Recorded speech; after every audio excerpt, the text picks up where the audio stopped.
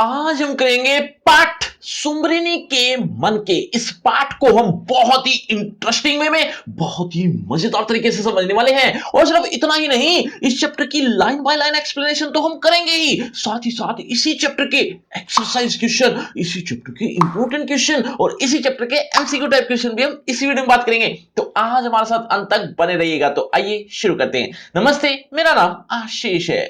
देखो बच्चों, इस पाठ की लेखक है पंडित चंद्रधर शर्मा गुलेरी जी। इस पूरे पाठ में लेखक ने क्या बताया है, पहले मुझसे दो चार लाइन में मुझसे सुन लो, ताकि जब मैं लाइन बाय लाइन एक्सप्लेनेशन करूं तो आपको ये पूरा पाठ बहुत अच्छे से समझ में आए। दरअसल इस पूरे पाठ में तीन कथाएं हैं। कथा कह लो, लघु कथा कह लो। लघु कथा मतलब छोटी छोटी कथाएं हैं, और एक नहीं दो नहीं, पूरी तीन तीन छोटी छोटी कथाओं को हम अब पढ़ने वाले हैं। जिसमें पहली है बालक बच गया। इस पहली कथा में बालक के बारे में वर्णन है, नाम से ही पता चल रहा है। यहां लेखक एक बच्चे के बारे में बताता हुआ कहता है कि एक स्कूल में प्रिंसिपल के, या प्रिंसिपल कह लो, प्रधान अध्यापक कह लो, हेड टीचर कह लो, कुछ भी, जो हेड टीचर थे उनके बेटे को सब स्कूल वालों ने घेर रखा था। स्कूल वालों, खास तौर पे टीचर्स ने। इस तरह से आप देख रहे हैं, इस तरह की एक बच्चा है जो हेड टीचर या प्रिंसिपल, प्रधान अध्यापक कुछ भी कह लीजिए, उनका एक बेटा है जिनको घेर कर सारे टीचर बैठे हैं या सुन रहे हैं उसकी बातें। दरअसल वो क्यों इसको घेर कर बैठे हैं, वो इसीलिए क्योंकि ये हर एक प्रश्न का जवाब बहुत अच्छे तरीके से दे रहा था। मतलब चाहे इससे हिंदी का प्रश्न पूछ लीजिए, चाहे मैथ का, चाहे साइंस का, चाहे कोई भी किसी भी तरह का प्रश्न पूछिए, और सिर्फ आसान ही नहीं, मुश्किल से मुश्किल शब्दों या मुश्किल से मुश्किल प्रश्नों का भी जवाब बहुत आसानी से दे रहा था।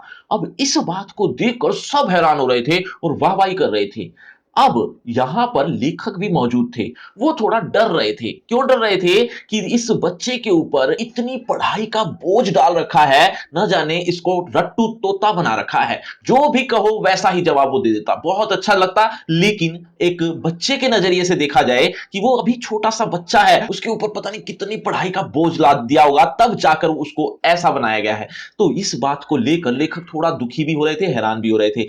अब स्थिति ये हुई कि अब सब प्रश्नों के जवाब वो दे चुका है, सब खुश भी हो गए हैं। लेकिन एक टीचर ने कहा कि मैं तुम्हारे इन जवाबों से बहुत खुश हुआ, बताओ क्या चाहते हो, वही आपको मिलेगा। अब सब सोच रहे थे कि ये बच्चा कुछ ना कुछ अच्छा ही मांगेगा, कुछ ना कुछ बड़ा ही मांगेगा, या तो बहुत अच्छी किताब मांगेगा, या ऐसा ही कुछ पढ़ाई से रिलेटेड ही कुछ ना कुछ डिमांड रखेगा। लेकिन जब उस बच्चे ने धीरे से ये कहा कि मुझे लड्डू खाने हैं, तब लेखक को थोड़ी शांति मिली। क्यों? क्योंकि वो अभी बच्चा ही है, वो अभी इतना बड़ा नहीं हुआ है। इतने बड़े बड़े प्रश्नों के जवाब दे रहा था, तो हो सकता है कि इसके अंदर का जो बचपन है वो भी इसका खत्म कर दिया होगा इसके माँ बाप ने। लेकिन लेखक को यह सोचकर राहत मिली कि एटलीस्ट बालक बच गया। ये सोचकर लेखक राहत की सांस लेता है कि एटलीस्ट उसके अंदर अभी भी बालक बचा हुआ है, यानी उसके अंदर बालकपन अभी भी है। ये बात अब हम इस कहानी में पढ़ेंगे। अभी तो मैंने एक शॉर्ट में बताई, आपको डिटेल में समझाते हैं। देखिए, एक पाठशाला का वार्षिकोत्सव था, मतलब एक स्कूल था जिसका एनुअल फंक्शन था। वार्षिकोत्सव मतलब एनुअल फंक्शन। मैं भी वहां बुलाया गया था, यानी लेखक। वहां के प्रधान अध्यापक, आप प्रिंसिपल भी कह सकते हो, का एकमात्र पुत्र, जिसकी अवस्था 8 वर्ष की थी, मात्र 8 साल का एक बच्चा, बड़े लाड़ से नुमाइश में, नुमाइश यानी एक तरह की उस लड़के की प्रदर्शनी में, मिस्टर हादी के कोल्हू की तरह दिखाया गया था। मतलब दिखाया जा रहा था सबको। क्यों दिखाया जा रहा था वो आपको पता ही है। खैर, उसका मुंह पीला था, आंखें सफेद थी, दृष्टि भूमि से उठती नहीं थी, मतलब नीचे की तरफ ही देखे जा रहा था। प्रश्न पूछे जा रहे थे, सब लोग उसे घेर के बैठे थे और प्रश्न पूछे जा रहे थे। अब वो कौन से प्रश्न थे, उन के बारे में भी लिखा हुआ यहां पर देखिएगा। उनका वह उत्तर दे रहा था। जैसे फॉर एग्जांपल, धर्म के 10 लक्षण उससे सुने गए। देखो, ये बहुत बड़ी बात थी भैया, बड़े बड़ों को भी ये बात नहीं पता होगी, लेकिन उस छोटे से 8 साल के बच्चे को पता थी, उसने कह भी सुनाया। तो धर्म के 10 लक्षणों को वह सुना गया। 9 रसों के उदाहरण दे गया, मतलब हिंदी में 9 रस होते हैं, उससे पूछे गए, उनके उदाहरण भी उसने सुना दिए। तो 9 रसों के उदाहरण भी दे गया। पानी के 4 डिग्री के नीचे, मतलब पानी अगर 4 डिग्री से भी तापमान अगर कम हो जाए, शीतलता में फैल जाने के कारण, और उससे मछलियों की प्राण रक्षा, मतलब अब यहां पर यह पूछा जा रहा है कि अगर 4 डिग्री से भी कम तापमान हो जाए पानी का, फिर भी मछली जीवित कैसे रह जाती है, उसी के बारे में पूछा जा रहा है। तो प्राण रक्षा को समझा गया, मतलब उसकी प्राण रक्षा कौन करता है, कैसे करता है वो। चंद्र ग्रहण के बारे में पूछा गया कि चंद्र ग्रहण कैसे लगता है, तो चंद्र ग्रहण का वैज्ञानिक समाधान भी उसने दे दिया। अभाव को पदार्थ मानने न मानने का शास्त्रार्थ कह गया। और इतना ही नहीं, इंग्लैंड के राजा 8वें हेनरी की स्त्रियों के नाम भी उसे पता थे, वो भी बता दिए। मतलब कितनी बड़ी बड़ी बातें थी। और पेशवाओं यानी जो राजा होते हैं उनकी राज अवधि यानी टोटल शासन उन्होंने कितना किया, ये सारी बातें भी उसने कह सुनाई। और यह भी पूछा गया कि तू क्या करेगा, तो बालक ने सीखा सिखाया उत्तर दे दिया, मतलब रटा रटाया उत्तर दे दिया कि मैं याव जन्म लोक सेवा करूंगा। मतलब जब उससे पूछा कि तू बड़े होकर क्या करेगा, तो उसने कहा कि मैं जीवन भर, याव जन्म मतलब जीवन भर मैं लोगों की सेवा करा करूंगा। ये बात उसने रटी रटाई दे दी उत्तर, क्योंकि सीख रखी थी। अब सभा में वाह वाह करती सुन रही थी, सब बड़े खुश थे और पिता का हृदय उल्लास से भर रहा था। होगा ना, उल्लास ही तो होगा, खुशी तो होगी ही पिता को, जब उसका बेटा इतने बड़े बड़े प्रश्नों के जवाब भी दे रहा है। बच्चों, अब लेखक का नाम मैंने क्या बताया था, ये आप कमेंट करके बताओ, फिर आगे बढ़ेंगे। जल्दी से कमेंट कर दो, देखते कितने बच्चे बहुत ध्यान से सुन रहे हैं। चलिए तब तक मैं आगे देखता हूं। एक आगे क्या लिखा है कि वृद्ध महाशय ने उसके सिर पर हाथ फेर कर आशीर्वाद दिया और कहा कि जो तू इनाम मांगे वही दे, मतलब वही मिलेगा। बालक कुछ सोचने लगा। पिता और अध्यापक इस चिंता में लगे कि देखें यह पढ़ाई का पुतला कौन सी पुस्तक मांगता है। मतलब सब यही सोच रहे थे कि कोई बड़ी ही पुस्तक मांगेगा, क्योंकि इसको पढ़ाई से बहुत लगाव है। ये बात सोचकर बालक के मुख पर विलक्षण यानी अनोखे रंगों का परिवर्तन हो रहा था। हृदय में कृत्रिम यानी बनावटी, कृत्रिम माने होता है बनावटी, तो हृदय में कृत्रिम और स्वाभाविक भावों की लड़ाई की झलक आंखों में दिख रही थी। मतलब अब उसका जो बनावटी थी ना बातें, मतलब उसने रटी रटाई थी, और दूसरी तरफ उसकी स्वाभाविक भाव भी थे। इन दोनों के बीच लड़ाई चल रही थी, तो लड़ाई की झलक आंखों में साफ दिख रही थी। कुछ खासकर गला साफ करके नकली पर्दे की हट जाने पर, मतलब जो बनावटी जो उसने भाव लिए हुए थे, अब उसके वो बनावटी भाव हट गए और स्वयं विस्मित होकर यानी हैरान होकर बालक ने धीरे से कहा, लड्डू। पिता और अध्यापक निराश हो गए। क्यों? क्योंकि उन्हें तो लगा था पता नहीं कौन सी बड़ी चीज या बड़ी किताब मांगेंगे, लेकिन ऐसा कुछ नहीं हुआ। इतने समय तक मेरा श्वास घुट रहा था, मतलब लेखक दूसरी तरफ वो श्वास रोके हुए बैठा था कि पता नहीं कौन सी बड़ी पुस्तक मांग ले, इसका तो बच्चा ही मर गया है, ये सोचकर बड़ा दुखी हो रहा था। लेकिन इतने समय तक मेरा श्वास घुट रहा था, पर अब मैंने सुख की सांस भरी। उन सब ने बालक की प्रवृत्तियों यानी उसके बालक के स्वभाव का गला घोटने में कुछ उठा नहीं रखा था, मतलब कोई कसर नहीं छोड़ रखी थी, पर बालक बच गया। मतलब एटलीस्ट उसके अंदर बालक तो है, उसके बचने की आशा है, क्योंकि वह लड्डू की पुकार जीवित वृक्ष के हरे भरे पत्तों का मधुर मरमर था। मतलब ये लड्डू जो उसने मांगे, ये दिखाता है कि उसके अंदर का जो वृक्ष है ना, वो हरे भरे पत्तों की आवाज ही है। मतलब मरे काट, काट मतलब होता है लकड़ी। ऐसा नहीं है कि वो वृक्ष काट दिया गया हो और वो वृक्ष मर चुका और उसकी लकड़ी की अलमारी बना दी गई हो, ऐसे भाव नहीं थे उसके अंदर। एटलीस्ट हरे भरे पत्ते से युक्त वृक्ष था उसके अंदर, यानी उसके अंदर बच्चा अभी जीवित था। अलमारी के सिर दुखाने वाली खड़खड़ाहट नहीं थी वो। अब घड़ी के पुर्जे। अब ये दूसरी लघु कथा है। इस लघु कथा में क्या बताया वो भी एक बार ध्यान से सुन लो, ताकि जब मैं लाइन बाय लाइन पढ़ूं तो और अच्छे समझ में आए। देखो, पहले क्या हुआ करता था, पहले के जमाने में धर्म के बारे में बताने वाले कोई निश्चित लोग ही होते थे। धर्म के पुजारी कह लो, धर्म आचार्य कह लो, धर्म को पढ़ने वाले कह लो, वो उनको उतना ज्ञान होता था कि वो सबको वो बताते थे धर्म को पढ़कर कि धर्मों में क्या लिखा है। अब स्थिति धीरे धीरे धीरे धीरे बदलती गई। पहले तो वो कुछ विद्वान थे, उन्होंने धर्मों की खूब पढ़ाई की थी, जिससे वो लोगों को बता रहे थे धर्मों के बारे में। लेकिन धीरे धीरे अब हो क्या रहा था या हो क्या रहा है कि अब जो आचार्य थे शुरू में, पुराने लोग, वो जो मुनि कह सकते हो, उनके जो बच्चे हुए, अब उन्होंने इतनी पढ़ाई नहीं की, लेकिन उनको भी उतना ही सम्मान मिला। क्यों? क्योंकि अब उनके पिता की वजह से अब वो क्या करने लगे, वो भी जैसा तैसा जितना उन्होंने सुना था अपने पिता से या आसपास से, उतना ही वो भी धर्मों के बारे में बताने लगे।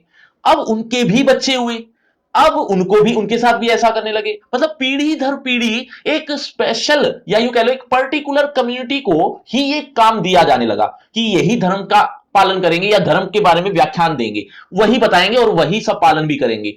ऐसा धीरे धीरे यही होने लगा।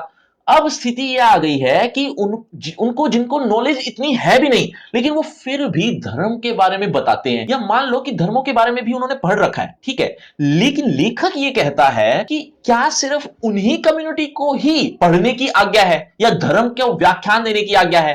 कहीं हमें भी तो बताइए। मतलब ऐसे लोग भी तो हैं जो दूसरी कम्युनिटी के हैं, वो अगर धर्मों के बारे में पढ़ना चाहें तो उनको पढ़ने नहीं दिया जाता, उनको मना कर दिया जाता है कि ये तुम्हारा काम नहीं है। तुम्हें नहीं पता कुछ भी, ऐसा कहकर उन्हें रोक दिया जाता है। और एक एग्जाम्पल भी देते हैं, मतलब जो मना करते हैं ना धर्मों की पढ़ाई करने के बारे में, वही मना करने वाले एक एग्जाम्पल देते हुए कैसे समझाते हैं कि जैसे घड़ी होती है ना, उसको खोलकर उसको ठीक करके वापस जोड़ना ये हर किसी के बस की बात नहीं है। मतलब उसको जोड़ने वाले, उसको ठीक करने वाले कुछ ही लोग होते हैं, यानी घड़ी साज, यानी जो घड़ी को सुधारते हैं उसको घड़ी साज कहते हैं। तो वो कुछ ही लोग होते हैं, उन्हीं को ही अधिकार है, हर कोई थोड़ी घड़ी को ठीक कर लेता है। ये उदाहरण देकर धर्मों की पढ़ाई करने से रोका जाता है कि तुम्हें धर्मों की पढ़ाई नहीं आती या तुम नहीं सीख पाओगे, तुम थोड़ी घड़ी साज हो, हम हैं घड़ी साज, हम बताएंगे, हमारे माता पिता से हमने सीखा है, ऐसा कहते हुए वो उनको मना करते हैं। अब लेखक इस बारे में बताता है या कहता है, इसका विरोध करता है कि मान लेते हैं इस बात को हम कि घड़ी को वही ठीक कर सकता है जो घड़ी के बारे में ज्यादा जानता है, लेकिन टाइम देखना सिखाओ तो सही हमें, क्या पता हम भी सीख जाए, है ना। और सिर्फ इतना ही नहीं, हम घड़ी ठीक करना भी सीख जाएंगे, लेकिन कोई सिखाए तो सही। लेकिन तुम तो उस घड़ी को देखने से भी मना कर देते हो, तो अब कोई आम आदमी कैसे सीखे उस घड़ी को। मतलब घड़ी का तो सिर्फ उदाहरण लिया गया है, बात तो यहां पर धर्मों की बात चल रही है। तो इसी को देखते हुए, इन दोनों चीजों को देखते हुए आप इस पाठ को पढ़ना या इस लघु कथा को पढ़ना, इसी के बारे में अब देखिए क्या लिखा हुआ है। देखो, धर्म के रहस्य जानने की इच्छा प्रत्येक मनुष्य न करे, मतलब मना करते हैं सब लोग। अब ये जो 5-7 लाइन लिखी है ना शुरू की, ये जो धर्म को पढ़ने से मना करते हैं ना लोग, वो ये बात कहते हैं, क्या कहते हैं कि धर्म के रहस्य जानने की इच्छा प्रत्येक मनुष्य न करे, हर किसी मनुष्य की बस की बात नहीं है।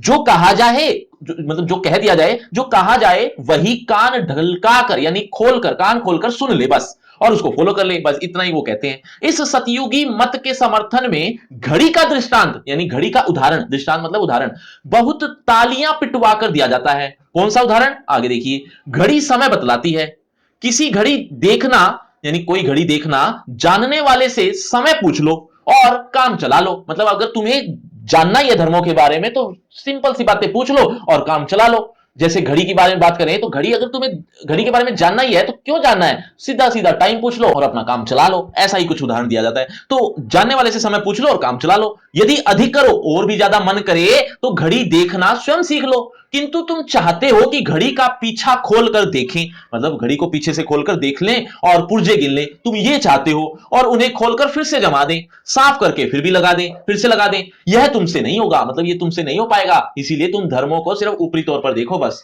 तुम उसके अधिकारी नहीं हो। यह तो वेद शास्त्रज्ञ, मतलब ये वेदों को जानने वाले धर्म के आचार्यों, धर्माचार्य मतलब धर्म के आचार्य, धर्म के टीचरों को का ही काम है कि घड़ी के पुर्जे जाने। तुम्हें इससे क्या मतलब, वो तो जाने, लेकिन तुम इससे क्या करोगे, तुम ऐसा जानकर क्या करोगे। क्या इस उपमा से जिज्ञासा बंद हो जाती है। अब लेखक कह रहा है कि मान लिया कि ये उपमा दे दी, उपमा मतलब ये तुलना कर दी घड़ी की, या उदाहरण दे दिया, क्या इस उदाहरण से जिज्ञासा बंद हो गई हमारी, हम क्या धर्मों के बारे में नहीं पढ़ना चाहते। अब इसी दृष्टांत को बढ़ाया जाए, मतलब इसी उदाहरण को हम आगे बढ़ाते हैं। लेखक के तर्क सुनना कि इसी उदाहरण को आगे बढ़ाया जाए तो उपदेशक जी कह रहे हैं, उपदेशक यानी उपदेश देने वाले, जो धर्म का पालन करते हैं, धर्म को जानते हैं या धर्म को नए सीखने के लिए कहते हैं, तो ऐसे उपदेशक जी कह रहे हैं उसके विरुद्ध कई बातें निकल आवे। अब जो उपदेशक कह रहे हैं उनके खिलाफ अब कई बातें निकल आएंगी। देखो कैसे, घड़ी देखना तो सिखा दो, उसमें तो कम से कम जन्म और कर्म का पक्ष न लगाओ, मतलब कम से कम तुम ये जन्म मरण की और ये कर्मों का चक्कर तो मत बताओ, हमें सिर्फ सिखा तो दो, घड़ी देखना तो सिखा दो कम से कम। फिर दूसरे से पूछने का टंटा क्यों, मतलब हम खुद ही देख लेंगे। अब वो कह रहे हैं ना कि तुम टाइम पूछ लो, मतलब जिसको घड़ी देखनी आती है उससे टाइम पूछ लो और काम चला लो। लेखक कहता है टाइम पूछने की कोशिश ही क्यों करवा रहे हो, हमें टाइम देखना ही सिखा दो तो हम किसी से पूछेंगे नहीं, हमारा ये जो पूछने का टंटा है वो मिट जाएगा। तो ये पूछने का टंटा क्यों, गिनती हम जानते हैं, अंक पहचानते हैं, मतलब गिनती भी जानते हैं, अंक भी पहचानते हैं, हम तो घड़ी आसानी से देख सकते हैं और सुइयों की चाल भी देख सकते हैं, फिर आंखें भी तो हैं, तो हमें ही न देखने दो, हम ही देख लेंगे उस घड़ी को। पढ़ो। अब ये बात ध्यान रखना बच्चों, घड़ी के बारे में जरूर उदाहरण चल रहा है, लेकिन बात आपको वहां पर लेके जानी है अपने माइंड में, धर्मों के बारे में। तो जैसे फॉर एग्जांपल हम सुइयों की चाल भी देख सकते हैं, अंक भी पहचानते हैं, इसका मतलब ये कि हम भी तो पढ़े लिखे हैं, हम भी तो पढ़ सकते हैं, हम भी तो समझ सकते हैं, तो हम भी धर्मों को पढ़ लेंगे, ऐसा वो बताना चाहते हैं। लेकिन उदाहरण घड़ी का चल रहा है। तो आगे देखिए, पड़ोस की घड़ियों में दोपहर के 12 बजे हैं, मतलब पड़ोस के व्यक्ति तो ये कह रहे हैं कि दोपहर के 12 बजे हैं, और आपकी घड़ी में आधी रात है। मतलब हम में कोई और तो ये कहता है कि धर्मों को ऐसे, धर्मों के बारे में, धर्मों में ये लिखा है ना, ऐसा लिखा है, लेकिन तुम कह रहे हो कि वैसा लिखा है। समझ रहे हो ना कि पड़ोस की घड़ियों में तो दोपहर के 12 बजे हैं और आपकी घड़ी में आधी रात है, मतलब आप कुछ कह रहे हैं और कोई और कुछ कह रहा है। अरे जरा खोलकर देख तो लेने दीजिए कि कौन सा पेच बिगड़ गया। अरे हमें भी तो देखने दो कि वो और आप अलग अलग कैसे बता रहे हैं, अलग अलग क्या, ये धर्म अलग अलग कैसे बोल सकते हैं। तो ऐसा कौन सा पेच है जो बिगड़ रहा है, हमें भी तो जानने दो। यदि पुर्जे ठीक है और आधी रात ही हुई है, मतलब मान लिया कि तुम्हारी बात सही है, आधी रात ही है, आधी रात के 12 बजे हैं या जो भी बजे हैं, तो आधी रात ही मान लेंगे, हम फिर सो जाएंगे। हम हमें देखने दो ना, मतलब हम भी तो देखें कि एक्चुअल में क्या आधी रात है या सच में या झूठ बोला जा रहा है। तो यही बात लिखी हुई है कि आधी रात ही है, तो फिर हम सो जाएंगे, दूसरी घड़ियों को गलत ना मान लेंगे। मतलब अगर तुम्हारी घड़ी सही निकली तो हम दूसरों की घड़ी से गलत मान लेंगे, लेकिन हमें तो देखने दो। पर जरा देख तो लेने दीजिए। और वैसे भी पुर्जे खोलकर ठीक करना ये कौन सी बड़ी बात है, ये भी तो सीखा जा सकता है, तो हम भी सीख लेंगे धर्मों की पढ़ाई। यही बात लिखी हुई है, देखो पुर्जे खोलकर फिर ठीक करना उतना कठिन काम नहीं है। लोग सीखते भी हैं, सिखाते भी हैं।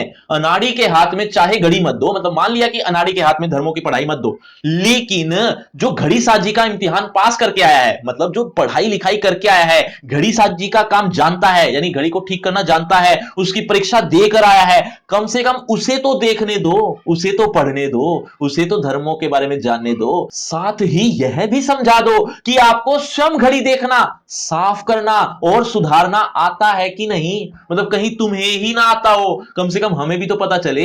हमें तो धोखा होता है कि परदादा की घड़ी जेब में डाले फिरते हो। परदादा मतलब परदादा जी ने तो सिखा था किसी टाइम, लेकिन अब पता नहीं तुम्हें आता भी है नहीं, बस उनके वंशज हो, इसी वजह से तुम्हें धर्मों की पढ़ाई या धर्मों के बारे में व्याख्यान देने का हक हो गया है। बस परदादा की घड़ी ऐसा लगता है कि जेब में डाले फिरते हो, वह बंद हो गई है, अब तो वो भी बंद हो गई है। मतलब तुम्हें भी कुछ आता नहीं है, तुम्हें न चाबी देना आता है न पुर्जे सुधारना आता है, मतलब उस घड़ी में तो भी दूसरों को हाथ नहीं लगाने देते।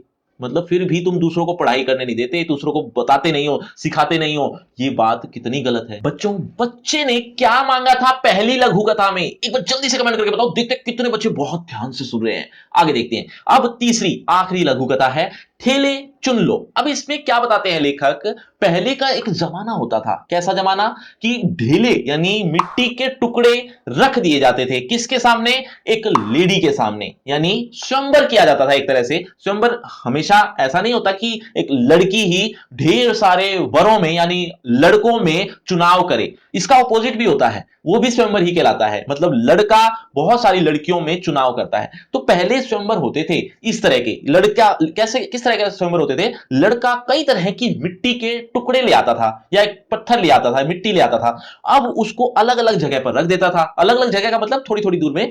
अब वो अलग अलग तरह की मिट्टी होती थी। अब लड़की को कहा जाता था कि चुनो, इसमें से चुनो। क्या चुनते थे, उसमें वो मिट्टी चुनती थी। वो कौन सी मिट्टी, अलग अलग तरह की मिट्टी। मिट्टी कई तरह की होती थी, खेतों की मिट्टी भी होती थी, कहीं गौशाला की मिट्टी होती थी, कोई आश्रम की मिट्टी होती थी, और कोई तो ऐसी भी स्थिति होती थी कि शमशान की भी मिट्टी होती थी। तो इन 5-7 मिट्टी में से एक चुनाव करना होता था। अगर लड़की खेतों की मिट्टी चुरा ले तो उसका जो लड़का होगा, उसका जो बेटा होगा आने वाले समय में, वो जमींदार बनेगा, बहुत बड़ा जमींदार। ऐसे ही कोई आश्रम की मिट्टी उठा ले तो वो बहुत बड़ा वेदी बनेगा, यानी वेद पढ़ेगा, ऐसा बहुत ज्ञानवान बनेगा, कहने का मतलब।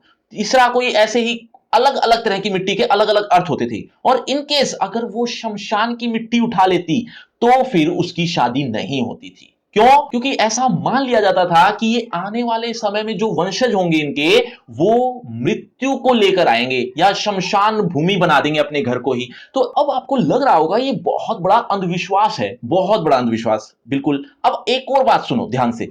एक चीज ऐसी भी होती थी कि जब लेडी पुरुष को चुनती थी, यह स्थिति तो कई बार आपने देखी होगी, तो उसी की कहानी है कि लेडी यानी एक स्त्री पुरुषों को कैसे चुनती थी। पुरानी कथा है, वो 3 तरह की पेटी रखती थी, पेटी कह लो, एक बक्सा कह लो। उस बॉक्स की एक खास बात होती थी, उस एक बॉक्स में उसकी ही खुद की मूर्ति होती थी, और उस बॉक्स की भी स्थिति अलग अलग, एक होती थी सोने की, एक चांदी की, और एक नॉर्मल यानी लोहे की। अब उनमें से एक में मूर्ति है, जिसमें भी यानी लड़का आएगा और उस पेटी का चुनाव करेगा, कोई एक पेटी का चुनाव करेगा। अगर उसमें से मूर्ति निकल आई और उस लेडी की शादी कर दी जाती थी, तो ये एक तरह का स्वयंवर था। अब आपको ये भी अंधविश्वास लग रहा होगा, ये बहुत बड़े अंधविश्वास थे। मतलब ऐसा कुछ नहीं होता इनसे, ऐसे चुनाव करने से क्या उनका रिश्ता फलेगा फूलेगा या बहुत अच्छा जाएगा, बहुत खुश रहेंगे, ऐसा सोचना एक अंधविश्वास हो सकता है। लेकिन लेखक कहता है इससे भी बड़ा अंधविश्वास है इससे भी बड़ा अंधविश्वास कौन सा, जो आज हम करते हैं, यानी कुंडलियां मिलाना या ग्रह नक्षत्र को देखकर शादी विवाह करना। अरे कोई ग्रह नक्षत्र आपका भविष्य कैसे बताएगा कि तुम्हारा जीवन खुश रहेगा या नहीं, तुम्हारा बंधन अच्छा रहेगा या नहीं। ये बात लेखक बहुत बढ़िया तरीके से विरोध करते हुए कहता है कि ये जो अंधविश्वास है ना, ग्रह नक्षत्र को देखकर भविष्य निकलवाना या इस तरह की गतिविधि करना, ये कहीं ज्यादा खराब है उन चीजों से। किन चीजों से? जो पहले की कहानियां थी, उन चीजों से तो कहीं ज्यादा खराब है ये। तो ऐसा ही कुछ अभी यहां पढ़ेंगे। देखो, ढेले चुन लो, ढेले मतलब मिट्टी के टुकड़े। चलिए, शेक्सपियर के प्रसिद्ध नाटक मर्चेंट ऑफ वेनिस, ये एक नाटक का नाम है। इसमें पोर्शिया, पोर्शिया क्या होता है? एक नायिका का नाम है। वो अपने वर को बड़ी, मतलब नायिका का नाम है का मतलब उस नाटक की नायिका है, वो वर को बड़ी सुंदर रीति से चुनती है। और उसमें ही नहीं, सिर्फ बबुआ हरिश्चंद्र के दुर्लभ बंधु में भी पुरश्री नाम है, पुरश्री ये एक लेडी का नाम है, के सामने 3 पेटियां हैं, एक सोने की, दूसरी चांदी की, तीसरी लोहे की। तीनों में से एक में उसकी प्रतिमूर्ति है, मतलब उसकी ही एक मूर्ति। स्वयंवर के लिए जो आता है उसे कहा जाता है कि इनमें से एक चुन लो। अक्कड़बाज सोने को चुनता है, मतलब जो अक्कड़ होता है जिसमें, वो सोने को चुन लेता है और उल्टे पैरों लौट आता है, मतलब लौट जाता है। लोभी को चांदी की पिटारी अंगूठा दिखाती है, चांदी की पिटारी वो जब सुनता है तो वो भी लौट जाता है, उसकी भी शादी नहीं होती। सच्चा प्रेमी लोहे को छूता है, लोहे की जो पेटी होती है उसको छूता है और घुड़दौड़ का पहला इनाम पाता है, यानी वो घोड़े की रेस में जैसा पहला इनाम मिलता है वैसा ही उसको भी इनाम मिलता है, यानी उसकी शादी कर दी जाती है। ठीक ऐसे ही लॉटरी वैदिक काल में हिंदुओं में चलती थी। इसमें नर पूछता था, नारी को बूझना पड़ता था। मतलब अब उल्टा, नर पूछेगा और नारी को बताना पड़ेगा। अब ये कैसा स्वयंवर होता था वो भी देखिए। स्नातक विद्या पढ़कर, यानी ये लड़का स्नातक यानी ग्रेजुएशन को पढ़कर, नहा धोकर, माला पहनकर, सेज पर जोग होकर किसी, ये एक चित्र आपकी किताब में जो दे रखा है, किसी बेटी के बाप के यहां पहुंच गया। वह उसे गो भेंट करता, गो मतलब गाय, गो भेंट करता। पीछे वह कन्या के सामने कुछ मट्टी के ढेले रख देता, मिट्टी के ढेले, मिट्टी के टुकड़े रख देता। उसे कहता कि इनमें से एक उठा ले, कहीं 7, कहीं कम, कहीं ज्यादा। मतलब मिट्टी के ढेले जो होते थे वो कहीं 7 होते थे, कहीं कम और कहीं ज्यादा भी होते थे।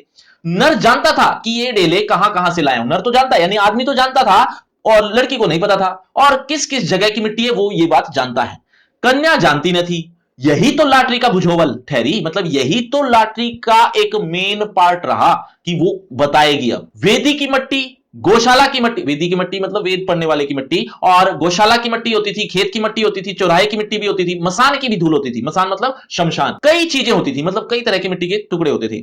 बूझो मेरी मुट्ठी में क्या है, चित या पट। अब वो बताएगी। यदि वेदी का ढेला उठा ले तो संतान वैदिक पंडित होगा, मतलब अगर उनकी शादी हो जाएगी, अगर वो वेदी का ढेला उठा लेती है तो उनकी जो संतान होगी वो वैदिक पंडित होगा, वो पढ़ा लिखा बनेगा, अच्छा पंडित बनेगा।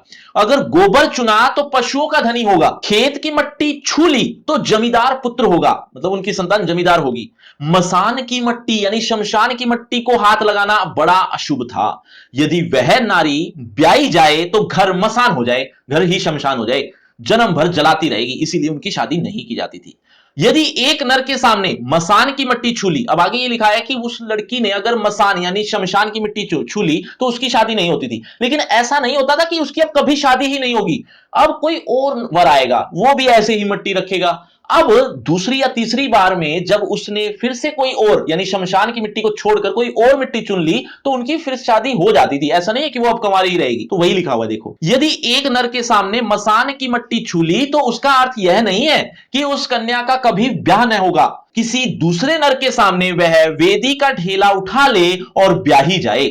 बहुत से गृह सूत्रों में इस ठेलों की लॉटरी का उल्लेख है, मतलब लिखा हुआ है ये सब चीज। ऐसा नहीं कि मैं लेखक अपनी तरफ से ही बता रहा हूं, ऐसा लेखक नहीं कह रहा। कहां कहां लिखा है ये लिखा हुआ है देखो, आश्वलायन, गोभिल, भारद्वाज, इन सब रचनाओं में सभी में है। जैसे राजपूतों की लड़कियां पिछले समय में रूप देखकर, जस सुनकर, जस माने कीर्ति यानी उनके बारे में बहुत बड़ाई सुनकर स्वयंवर करती थी, वैसे वैदिक काल के हिंदू ठेले छुआकर स्वयं पत्नी वर्ण करते थे, पत्नी को धारण करते थे। आप कह सकते हैं कि जन्म भर के साथी की चुनावट मट्टी के ढेलों पर छोड़ना कैसी बुद्धिमानी है। मतलब अब उससे क्या साबित करना होगा कि वो उनका घर चलेगा या नहीं चलेगा या उनकी संतान कैसे होगी। मतलब मानते हो आप ये अंधविश्वास है, ये कोई बुद्धिमानी नहीं है।